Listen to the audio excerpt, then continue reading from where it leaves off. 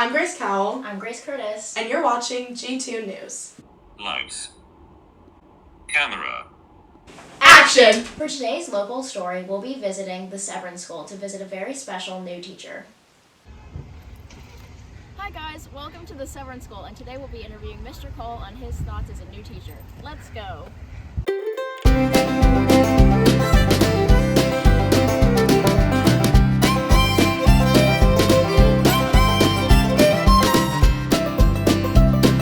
Today we are here with Mr. Kohl, and we're going to be asking him some questions about being a teacher at Severn.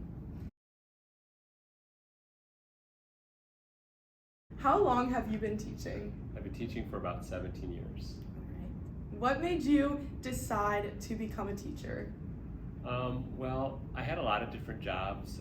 I worked in consulting, I worked in an audit for a while, and when I was doing those jobs, I found that people kept asking me to do company trainings, and I would train like the interns, I would do trainings in different companies, and teaching was always something that I enjoyed doing. And over time I realized that it was something that I wanted to focus on full time. So I went back and I got my teaching license, and then I went and got my master's, and now I'm teaching in high school full time.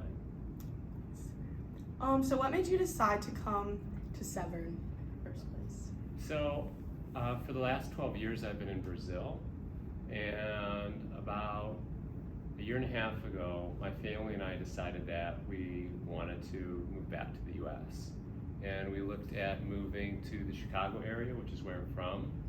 And we also looked at the DC area, which my wife had lived here for 10 years.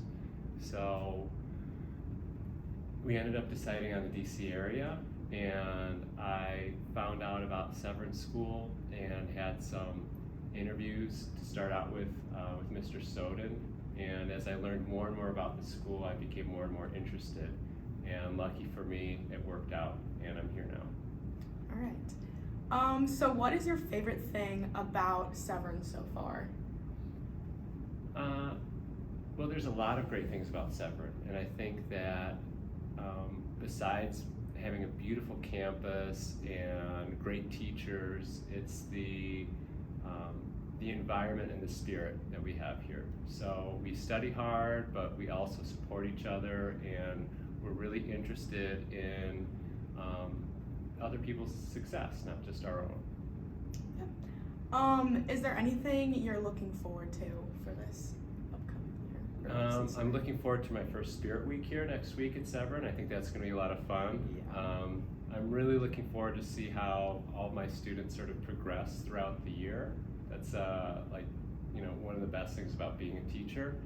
And I'm looking forward to the swim season, so I'm an assistant swim coach this year. Nice. Yeah. All right. Thank you for joining us today for our episode of G2 News. It was my pleasure. Thank you, G2 News, for inviting me. Moving on to our national story, today we will be discussing the water crisis faced by Jackson, Mississippi.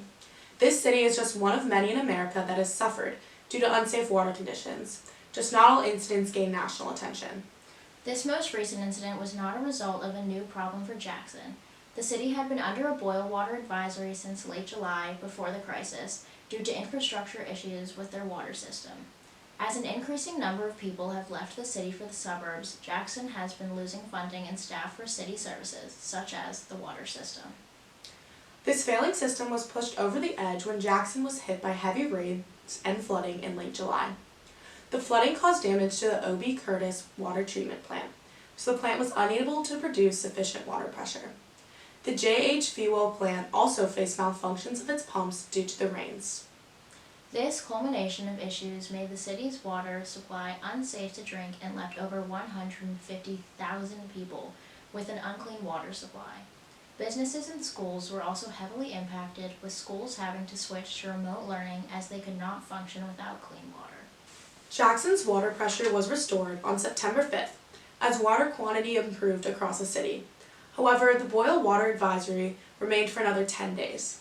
On September 15th, this advisory was lifted after 120 samples of water were tested and proof conditions had seen sufficient improvement. Although this one crisis may have been resolved, it is predicted that the city will continue to face more boil water notices as Jackson is still struggling with corrosion and lead problems. This ongoing issue has put immense economic stress on the city of Jackson and its residents. One woman is quoted saying she spends $200 a month on bottled water in order for her family to have clean drinking water. It is a struggle to find a solution to the water crisis in America, as it is incredibly costly to fix such a major issue. One of the main goals of Biden's bipartisan infrastructure law is to replace lead pipes and tackle chemicals in water, efforts that could help Jackson and other cities to some extent, but this law can only go so far as the whole water system is failing. While money is definitely necessary to help fix the water system, it can only go so far when climate change is such a major contributor for the issue.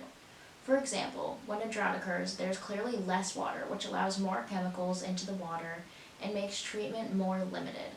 On the other hand, as seen in Austin, Texas, flooding and excessive amounts of water can cause reservoirs to be contaminated with sediment, which can become too much for treatment plants to handle. What Jackson and many other American cities really need is an in-depth and permanent solution to improve the water system overall, not one that only temporarily helps resolve one portion of the problem. For our international story, we will be covering the death of Elizabeth Alexandra Mary Windsor, also known as Queen Elizabeth II. We will also be discussing the current economic state of the UK and how the situation will be impacted by her passing. After being on the throne for 70 years and 214 days, the Queen died at 96 years old on September 8th at 3:10 p.m. at Balmoral Castle in Scotland. The death certificate released by the Register General of Scotland identifies old age as her cause of death. King Charles III and the Queen's sister, Princess Anne, were by her side as they were both in Scotland on official duties. Much of the royal family, including the Queen's two sons, Prince Andrew and Prince Edward, were unable to make it to her until after she had passed. The Queen's funeral occurred on September 19th with tens of millions of people in both the UK and other countries tuning in, marking the first time a British monarch's funeral has been televised. The coffin of Queen Elizabeth was opened for viewing in Westminster Hall, an event known as the Kew. Hundreds of mourners lined up to wait hours to see the coffin. The Queen is now buried in Windsor next to her husband, Prince Philip, who died in 2021. The UK national mourning period is 10 days, from the day of the Queen's death to the day of her funeral. During this period, only essential workers have to attend work. Due to the Russia-Ukraine war, England's economy has been greatly affected, including a rise in inflation issues. The Queen's death has temporarily diverted the focus from this crisis, however, the issues must be revisited. Global supply chains were under pressure prior to the Ukrainian crisis, however, due to this event, this pressure has increased. The UK economy will experience added pressure due to the mourning period as well as prices of the Queen's death and changes that will follow. Over time, the UK currency will be changed to portray Charles instead of Elizabeth, which will be a very costly process. Just 2 days before the Queen's death, the new Prime Minister, Liz Truss, was brought into office by the Queen herself. We offer our condolences to the royal family and all that are mourning the Queen. Thank you for joining us for today's episode of G2 News. All of the sources we use for this video will be linked in the description box below. We encourage you to continue researching these topics and more. We hope to see you next month. Bye!